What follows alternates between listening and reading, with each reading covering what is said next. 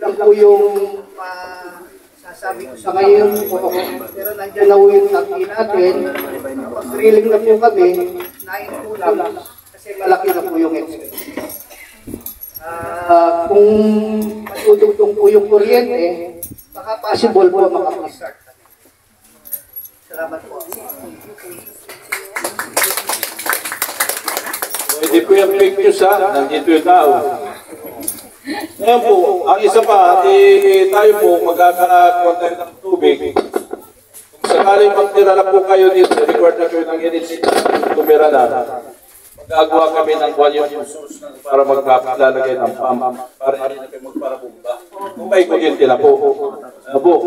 Para paglaba, pag susin nyo na sa timba, automatic na. Pero, ang problema natin sa kuryente, pag-uusap-usapan po natin yan kung paano. Ngayon po, ang naipalit, nandito na po yung mga resources speaker natin at yung mga mag-award na po sa inyo buwan pa, ano? Wala pa naman award. Ay siya, sabi ko, yung kuryente natin ay maglalagay kung may tao na sa agwan sa kanila kasi baka mawala yan. Kakabitan ng Meralco para turnover na sa kanila. Ano, kasama yan sa turnover yung tubig at electrical. Hello po, magandang umaga po. Kaya po nagpatawag ng meeting si Sirapuya kasi nung last month ata, pa-meeting yung OWA na parang tigil muna yung awarding kasi walang kuryente tubig. Ngayon, nagpa-meeting siya sa Sirapuya para i-update ko kayo about dun sa status ng kuryente at tubig. Narinig nyo naman po yung kuryente at tubig, di ba? Hali ngayon, ang ano natin, yung nag-letter siya kay Region 3 na yung solusyon doon sa temporary tubig is magdagdag ng well habang wala pang kuryente. Kasi nga, sabi nga, tulad nga sabi ni Sirapuya, hindi makapag-drill pag wala pang kuryente. As basa doon naman sa timetable, may saan na bang timetable si Sirapuya about sa kuryente? Ilang magkakaroon? Hindi ko na ikuha banggit. October 25 ang target na magladlad ng wire. Nagkakalendar na po sa kasi po ang kasi po napunta ako sa opisina ng Elcor. Nag-usap kami. Pwede ko na bang i-compromise ka ito yung ilaw? Sige na niya sir at kami nakakalendar na niya ang inyong kuryente o sa kanila po yung galing ay galing sa akin ay October 25 ay dapat October 25 meeting natin nag-advance lang ako alam po pero nandun na po yung si engineer Dailan ang pangalan Dailan ang pangalan taga Elcor kasi marami daw po silang project i-schedule nila ang pagkabit. Kaya dito sa atin putol-putol, lalo na yung mayroon kami ng problema sa kalsada dahil sa bad weather. Ano po? Yun na lang po. Kaya magantay po tayo para matapos na yun. At para kung mag-decide po kayo kung anong maganda.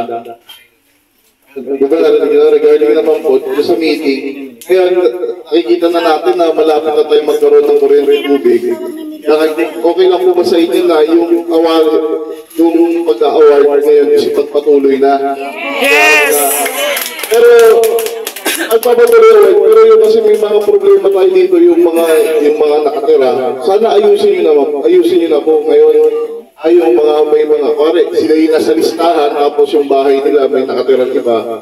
Yun yung po, paayos na po yung mga ganun para at least pag nagtumaba yung NHA ulit dito, hindi natin alam kung kailan bababa kasi surprise ka po yun. At least pag gano'n, yung kung sino yung nasa list, siya talaga. Siya kasi yung sa kuryente, si Sila po yun din yung mag-apply sa inyo ng kuryente, wala ka kayong babayaran doon sa kuryente application. Ang requirements kasi nun is NHA certification lang dapat awarding kayo ng NHA. So meaning dapat need mo na ma-award para makapitan kayo ng kuryente. Ha? Sige po. Kasi mapit may dadagdag po.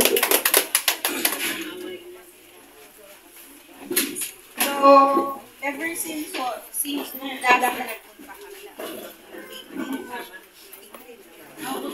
nung kung nagpunta kami dito,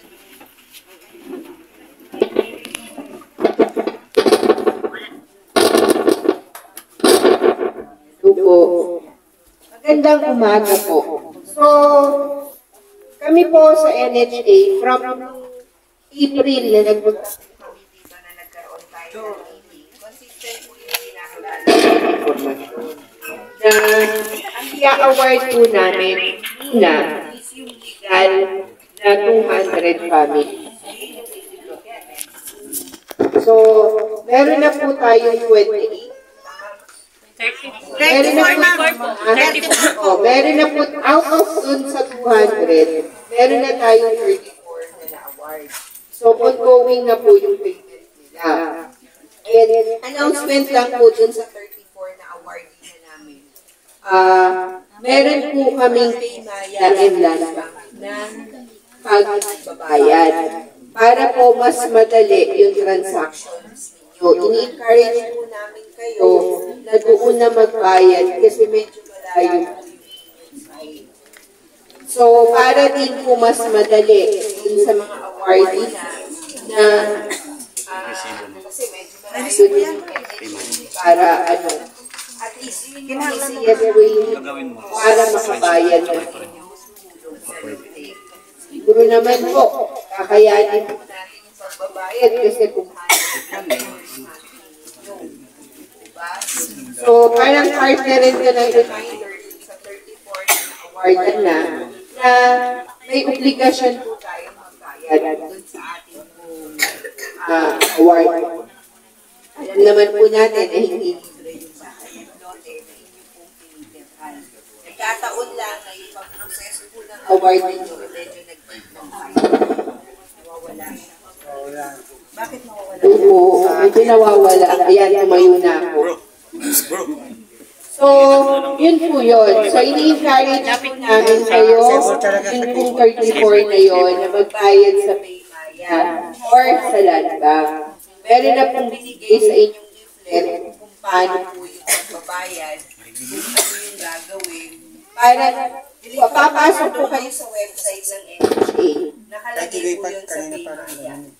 Then, pagka binigyan na po kayo ng bid notice, i-enter nyo lang yung bid number. Tapos sunod-sunod na po yung transaction. So, okay po. Tapos, doon naman tayo sa pag-award. Doon sa remaining. Kasi meron bang 100 plus na-award. So, ang i-award namin is kung sino yung nakapangalan sa 200. So, sila sabi nga po ni engineer, kung merong problema doon sa pagtira ng original na awardee, kailangan po nilang ayusin yun. Huwag niyo pong antayin na NHA ang mag-ayos kasi in the first place, hindi po kami ang nagpatira doon sa mga nakatira ngayon. Paulit-ulit po namin sinasabi at meron pong sumulat sa amin last sinagot namin siya September of last month. Yung inquiry nila. Parang ang sinasabi is, alam daw po ba ng NHA, whatever po yung transaction, malinaw po yung sinasabi namin.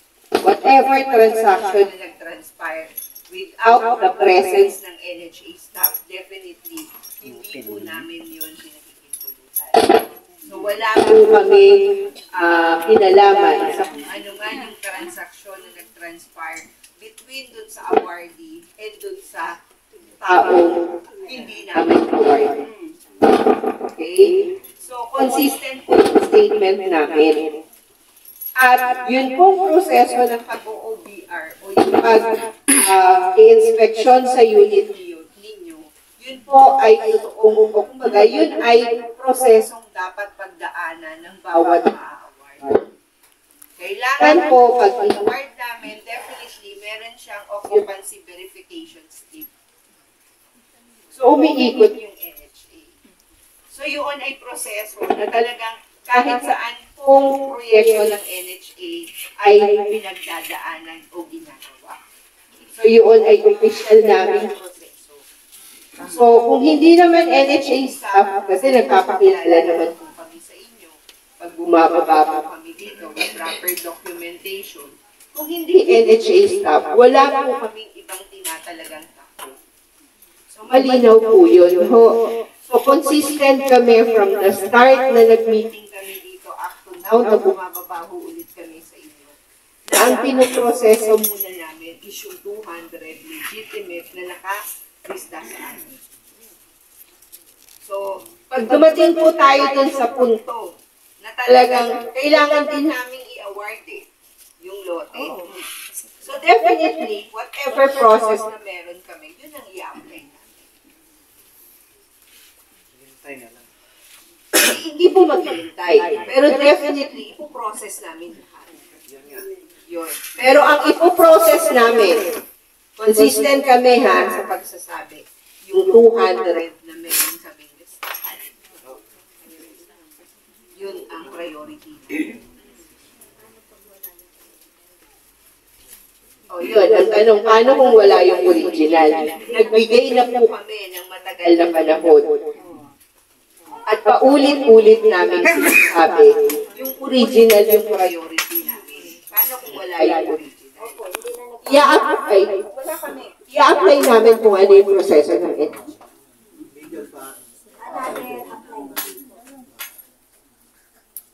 Basta, dadaan kayo sa proseso ng NHA. Kung ano yung proseso ng NHA, yun yung ipapatupad namin. Basta sa amin, una yung 200.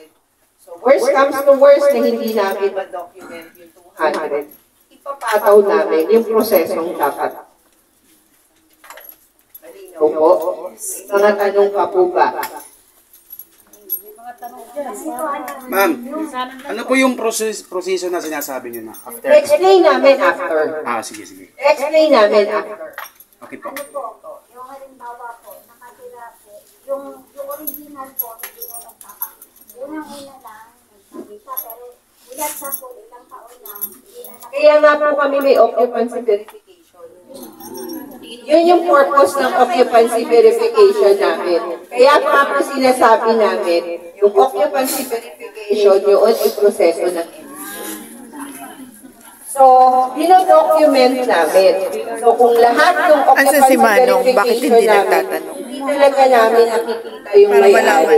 Wala kami. Alam na namin. Ang problema, Kasi ang number one rule dito, bago kayo i-award, dapat nakatira. Hindi man umaalis. Anong gawin natin? At ang tanong, paano nga po kung pinasok ng ibang tao yung unit namin? Definitely, hindi namin problema yun. Yun ay problema ng original awardee. Bakit kamo? Inallocate na nga po namin sa inyo yung lote. So, ibig sabihin, yung right para pangalagaan yung unit ay nasa sayo. Wala sa NHA. Kaya nga po pinapayuhan namin kung sino man yung original awardee, magreklamo po sila sa barangay. Hindi nga nila tinutupad na naman. Ma'am, matanong Ano daw? Ma'am, matanong ako. Yung po doon na sa anak ko, may nakatira. Dalawang taon may na pinapaalis sa ipahanap bahay. Ayaw umalis. Makinig pa barangay namin. 3 beses na din nagsisikot. Eh pag hindi po nagsisikot, kailangan niya po i-ano yung legal action. Kasi meron naman yung legal maghingi kayo ng advice. Naghingi na kami. Ayaw nila ng away. Gusto nila Hindi, totoo naman po. Wala po may gusto ng away. Kaya lang ang sinasabi nga po namin, kayo po dapat kasi ang mag-transact. Definitely, wala naman ang mag-predict po sa amin kung ano yung nasa listahan natin. Kung sino yung nasa listahan ng original award, yun yung mag-predict. So, kung wala doon sa original na listahan namin, nandoon man yun na anak ko. hindi nga, kaya nga, kung hindi po siya yung nakapangalan sa amin, definitely, hindi namin siya ipoprocess. Oh. Kasi, ang usapan lang natin dito is yung legal award. Yun. So, kung yun nga, let's say, ang legal awardee ay iba na yung nakatira sa bahay nila. So, sila yung rightful owner na mag-assert yung effort nila. To whatever extent, hindi po namin Kasi sa amin po, whatever transaction, yun lagi yung sinasabi namin, malinaw po yun. Whatever transaction nag-transpire between dun sa original na 200 at dun sa bagong nakatira, definitely labas ka.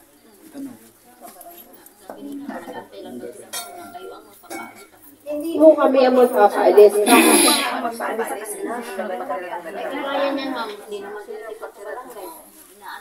Ay, kayo po ang dapat magsinungagal anong action. Isip niyo po kung ano yung legal na action na dapat gawin. Kasi definitely, wala rin naman po kami kasi wala kaming batayan. Ang batayan lang namin is yung 200 na listahan. So, may master list po kami. Kung ano yung master list namin, definitely, kagaya na sinasabi namin, yun yung mag-ibig. Yes, ma'am. Itatanong ko lang po. Kasi meron dito na tumira lang sila na hindi nagpaalam sa HOA at saka hindi namin alam. Anong aksyon ang gagawin ng NHA doon? Depende po nga. Ano yun? Walang nakatira? Hindi. Yung tinirahan po yung bahay ng hindi alam ng HOA. Sila lang ang tumira na, baga parang kadamay, ma'am, ganon. Hindi. Basta anong action ang gagawin ng NHA doon? Wait. Depende nga po. Ang inaano nga namin, wala naman yan eh. Kung sino yung pumasok, kung kanino mang paraan, definitely, lagi namin sinasabi, consistent kami. Kaya nagpaalam ka, kahit hindi, ang una namin ito-document yung 200. Kasi may master list kami. Consistent yung sinasabi namin yung first namin na ito-document is yung 200. So kung let's say hindi interesado yung may-ari, wala kaming magagawa. Excuse me, ma'am. Diba? Yes, ma'am. Kasi yung mga nakatira na yun na malalakas ang loob, ang narinig kasi nila doon sa nag-inspection na tao ninyo, na pag sinong naabutan sa kanila na yon. Gaano katotoo yun? Ito nga yung sinasabi namin. Itino-document namin yung 200. Diba? So, basta ang ano namin, consistent kami na yung 200 ma-document. So, kung let's say, kaya nga may occupancy verification, pag nakita namin hindi interesado yung may-ari, doon namin i-apply yung policy na. Pero, uunahin talaga, hindi kami nag-iiba ng statement from the start, hindi kami nag-iiba, alam niyo yun. Uunahin yung 200. Pag hindi na-document yung 200, based on sa occupancy verification, aano namin yung policy.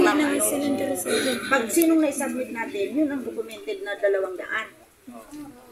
Kasi nag-submit na dumaan tayo sa... Basta meron na pong listahan ng EM staff namin kung sino yung 200. Sana po, ma'am. So yun yung unang ito-document namin. Malinaw po? Okay. Question. Yes po. Magdagan lang po sa anak ko.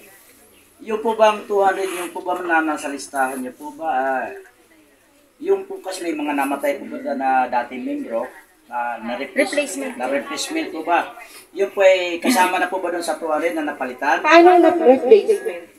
Anong klase yung replacement? Yung bagong pangalan na bagong aplikante. Hindi mo kami automatic na nagpapalit. Kung let's say namatay na siya. Kasi ganito po yan, ma'am. Marami dito, may namatay na nga. Tapos may nakatira. Hinahabol ng may-ari o kamag-anak. Kaso may nakatira nga po ba? Sandali po. May nakatira. Ang pwede lang po kasi mag-claim. Paano pong mangyayari doon? Dahil yung tao ayaw nga pong umalis. Kasi gaya dugtungan ko lang po yung sinabi, Linda, na dahil narinig sa inyong mga tao na kung sino yung naabutan ay kanila ipapangalan. Ito yung mag-CCI, ma'am, sila yung nadadatnan. Paano po yun? Kabilang na po doon yung ano, mama, yung may mga may-ari na wala dito, hindi makapasok dahil may nakatira po. Okay. Yung una mo tanong is dun sa namatay. Hindi mo kami nagpapalit. Ang pwedeng mag-claim dun sa namatay is yung first degree family. So, anak, asawa, yun lang. So, kung hindi nag-claim yung anak-asawa, next level siya. Basta first degree kami. First degree. So, hindi kami nagpapalit. Kung sino yung first degree relationship niya, doon namin isasalin. Kaya lang dapat documented. At declared siya doon sa family composition. Kasi meron kami SAPN. Tapos, babalik ka ulit dun sa yung awardee na hindi tumira. Sinasabi na namin, consistent din yung sagot ko. Problema yun ng awardee na hindi tumira. Kailangan niya i-exert yung effort niya as the right na siya yung awardee na original dun sa 200. Siya yung maninindigan. Oo. Kailangan kang manindigan dun sa property mo. Kasi ikaw talaga yung original na awardee. Hindi ka pinagpapalit manindigan.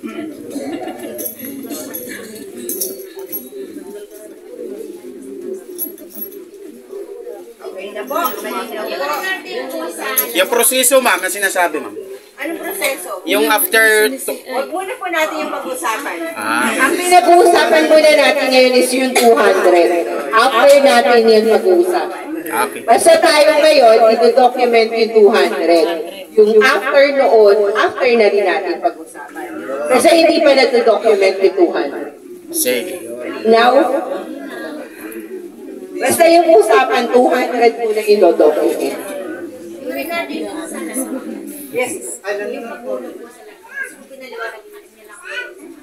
Actually, yung sa land bank, meron din, may binigay po sa inyong leaflets eh. Di ba? Nung nagpunta po dito yung staff namin. Hindi ko lang po kasi.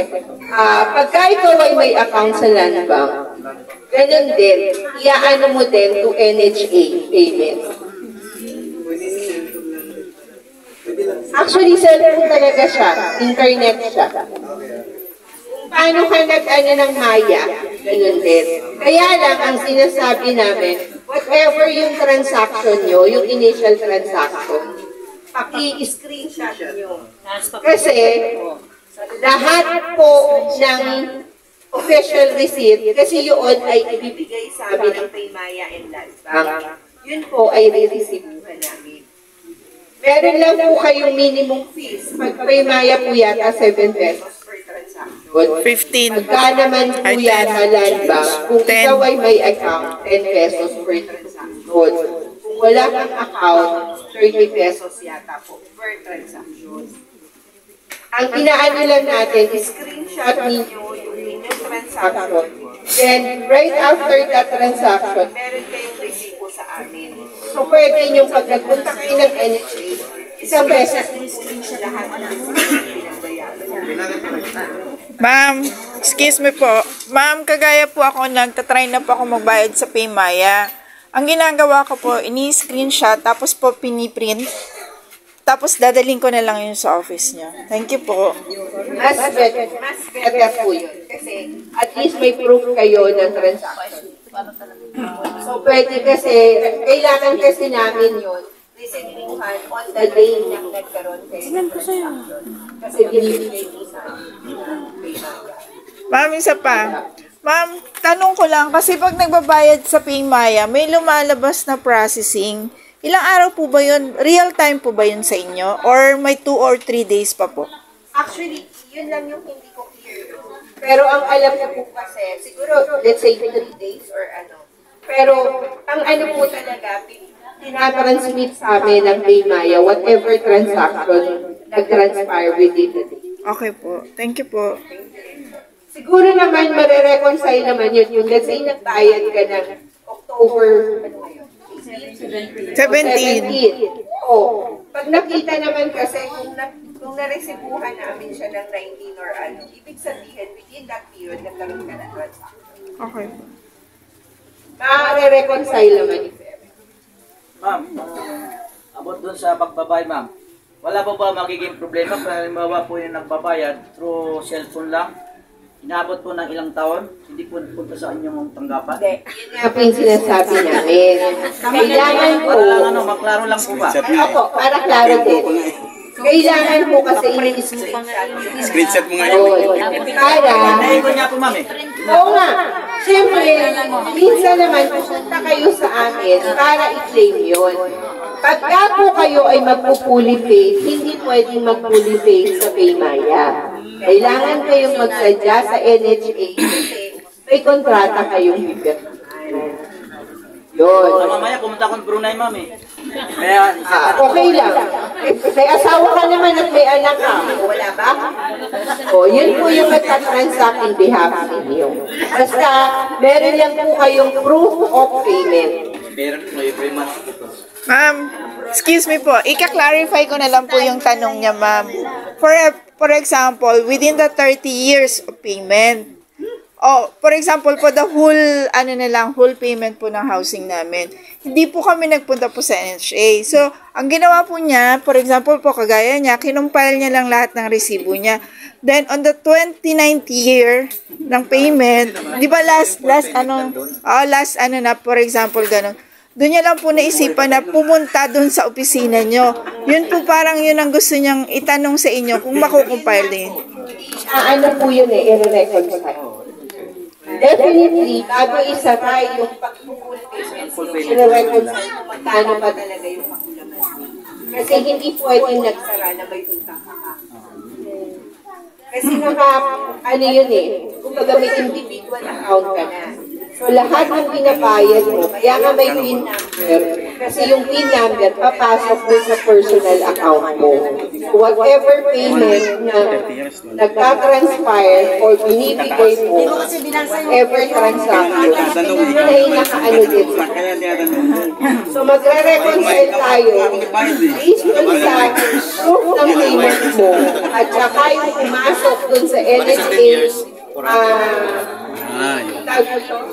system namin sa computer, i-reconcile. Every 5 years. So, pag na-reconcile, kung let's say may nakita na hindi pumasok yung payment pero nagbayad ka, pwede i-consider yun. Kaya nga kailangan namin ng proof of payment nyo.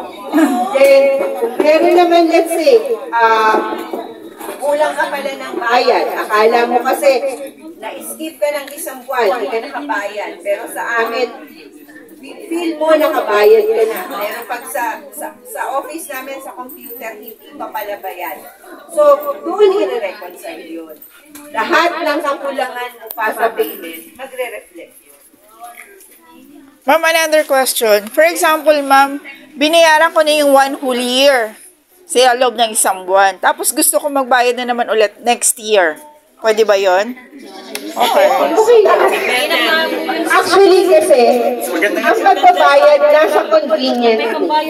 Pwede nga kayong mag-advance Actually, meron din sa transaction, tinatanong din, ano ba to? Advance to principal or advance to amortization? Yun. So, dahil hindi po katwira na walang pambayad. Habang may buhay, may pag-asa. Nasa sa inyo lang yan kung paano mo pagsusumikat. Pag ayaw, madaming dahilan. Pag gusto, maraming paraan. Kanta yun. Sige na po. Sa limit na binadala nila, kaya naka-realize ko. First and last payment, kailangan nasa office ka ng vacancy info sa alila. Paano po yung mga nag-payment? Oo. Paano po yung nag-payment ng first payment sa Paymaya? Yun nga po. Kung let's say, may plano ka ng fully paid, totoo naman po yun. Kailangan yung first payment nasa amin ka, magka-transact. Kasi nga, may pipirmahan ka. Asan yung katabi? At yun yung reconciliation yung iyong payment. Pero if ever na hindi ka nagbayad, sa huling pagbabayad yan, it's a must pumunta ka na. Kasi hindi masasara yun, not unless hindi ka pumunta. Kasi may panibagong dokumento kang pipirmahan. Doon mo na pipirmahan yung date of sale, yung proof mo ng payment. Kasi hindi yun masasara, not unless clear yung lahat. Malinaw. So, hindi pwedeng for the period na hinuhulugan mo yung bahay mo, ay paymaya ka lang parati.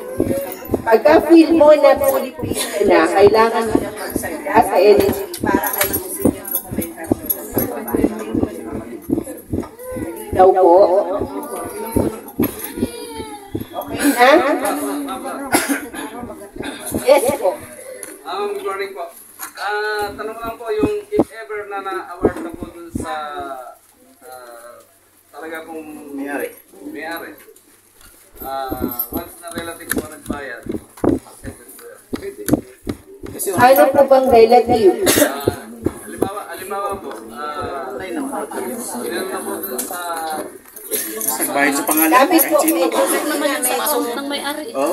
para lang po din klaro yung tanong. Oo, yun po. Halimbawa po, di ba na-award na po dun sa talagang may-ari. Ngayon po, once na kami yung kasama, kung kami po na ano ang nagbayad, nagbabayad magtutuloy ng bayad ng ano niya, nung lupa niya, nung hulog, okay lang po yun. Basta kung pumapasok dun sa pangalan niya. Opo, sa pangalan po ng awardee. Kasi ang transaction naman po, yan, sinasabi ko. Pagkang gusto niya sila tira. Ayun po, naintindihan po yun. Ang lang po, kung once na basta ang ginagamit po na pangalan ng yung po account niya. Opo. Kung maglalagay kayo ng pangalan, definitely. Opo, yung account po niya. Yung account. Okay po. Thank you po. At ito na, kaklaruhin ko na. Whatever transaction, kung ang nagbabayad is kamag-anak o malayo kamag-anak o kamag-anak-anakan pa. Whatever transaction, basta kung sino yung original awardee ng pinagbayaran. Yun yun. Pero pagdating ng panang policy,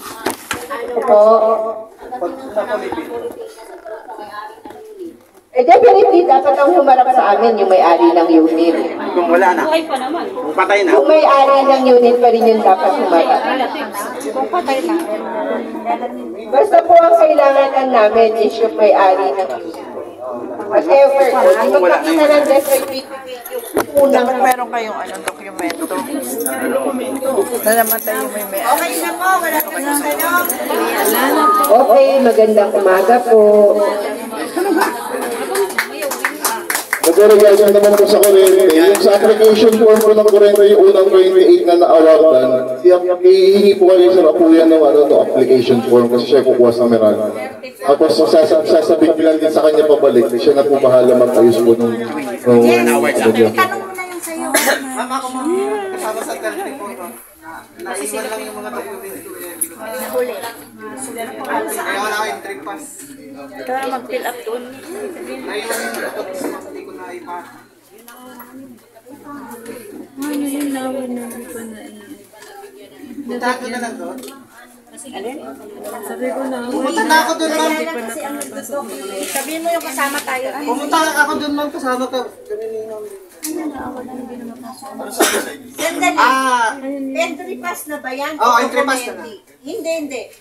Dokumento ang ipapasa mo. Ay, di ma'am. Nagsabi lang kasi yung sa NHC na may kulang akong lockdown. Sandali. Na-award nyo na po sa akin, ma'am. Anong na-award? Nabigyan ka na ipabayad. Entry pass. Hindi, ganito kasi yun. 6 kayo hindi na-awardan ng ano. Kasi yung entry pass yung kulang ng document. Okay, para lang malinaw. Kasi na-overuse yung salitang award. A-award ka lang kung meron ka na individual notice of award. Yun yung award. Pero kung let's say allocate ka pa, definitely, hindi pa yun award. Yung entry pass, kaya kayo hindi binigyan ng entry pass kasi may kaukulang dokumento na hindi nyo na ibigay. Tama? Okay. So, para ma-schedule yung issuance ninyo ng entry pass, kailangan ninyong ibigay yung dokumento doon sa entry. Nakabigay ka na. Yun nga po, i-schedule na lang siguro kasi hindi naman pwedeng kung kailan kayo nagbigay, bababa ulit. Hindi po ganun kalapit ang sabihin sa amin. Baka po isasabay kayo dun sa next batch na i-issuean ng NFA.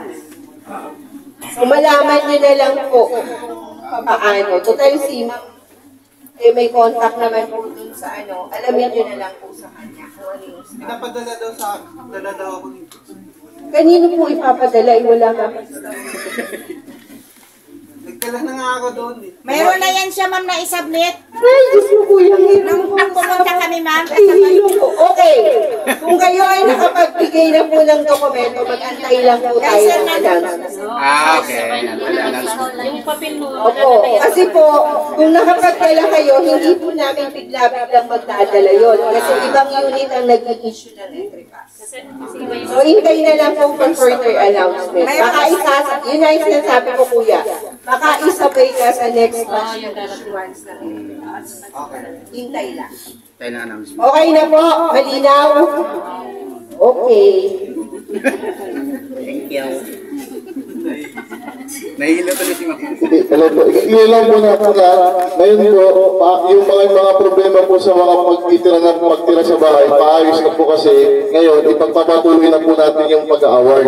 Kasi nakikita na natin na pagkakaroon na ng kuryente, tapos yung solusyon natin sa tubig, dadagdagan natin yung mga poso para habang wala pang nagtidrail, hindi tayo nakukulangan ng tubig po dito sa site. At paayos na lang po. Yun lang po. Salamat. Okay lang yun. Remind po doon sa mga awardee, pag na-energize na po ito, paprocess ko na po yung kuryente ninyo, yung 34. At gusto maghabol doon sa mga kung i-award na din naman yung remaining, yung iba, paprocess ko na yung papilis ninyo. Nandito ganito ang proseso sa pool. Hindi ko kasi alam sa akin ito. Yung mga gawin nyo sa at gagawa ko ng sulat sa Peralco na i-transfer na. Kayo mismo magsasagot ng application Meron pong tanong, sir. Paano po yung mga awardee na kung di naman dito nakatira? Lalagyan po ba sila ng ilaw? Ay, di magpatira po sila dito. Ay, pakala ko magagalagay ng kuryente at baga mawala yan. Paano po namin isi-certify ang taong hindi po titira? Yun. So halimbawa po, awardee po siya tapos naka-fill up siya ng form tapos na-i-process. Hindi nga po. Baka po kasi nung time na in-award na dito siya. Kasi may verification. Diba? So kasi po ma'am, kasi po yung iba kasi dito, ang trabaho po nila sa Maynila. Opo. So halimbawa po, pag ganun-ganun na lang po sila. So paano po yun? Halimbawa, Ipaprocess po siya. Kung kayo ay magkakailaw, kasi nga, isa-certify kung awarding ka. Tapos, nag-fill up ka ng application. Tapos, kung sakasakali, lahat yun ng proseso pinagdaanan mo, magkakaroon ka ng ilaw. Kasi, yun nga lang, basta awardee po siya. Kasi pagdating yung certificate of electrification, kailangan yata nag-check. Depende kasi yung meron. Dadaan pa kasi ito sa LTO. LTO lahat. Bago magkakaroon. Kasi meron pong inspection. May inspection pong gagawin. Pero pag nag-apply talaga kayo, pero pag wala kayo, depende sa Meralco. Hindi yun talaga ang dadaan eh. Paano? So, kumbaga, yung pag-depende nyo, kasi kung process natin yan sa pag-process ng application, pag-fast track doon, minsan, naka-akibat din doon sa pagtira mo. Kasi pag sa inspection wala ka, definitely,